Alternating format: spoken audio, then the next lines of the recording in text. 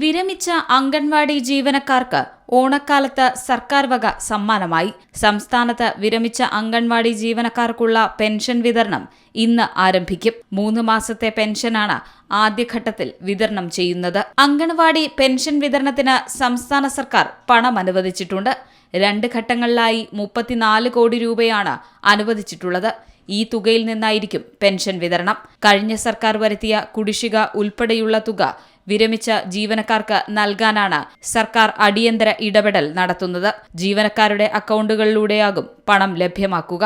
ഓണത്തിനു മുൻപ് പെൻഷൻ തുക നൽകുമെന്ന് സംസ്ഥാന വനിതാ ശിശുവികസന വകുപ്പ് മന്ത്രി ബിന്ദു കൃഷ്ണ വിരമിച്ച ജീവനക്കാർക്ക് ഉറപ്പു നൽകിയിരുന്നു. ശേഷിക്കുന്ന പെൻഷൻ തുക ഈ മാസം അവസാനത്തോടെ വിതരണം ചെയ്യാനാണ് സർക്കാർ നീക്കം. സീ മലയാളം ന്യൂസ്, തിരുവനന്തപുരം. ഏറ്റവും പുതിയ വാർത്തകളും വിശേഷങ്ങളും വിരൽ തുമ്പിലറിയാൻ സീ മലയാളം ന്യൂസ് എല്ലാ ഡിജിറ്റൽ പ്ലാറ്റ്ഫോമുകളിലും ലഭ്യം.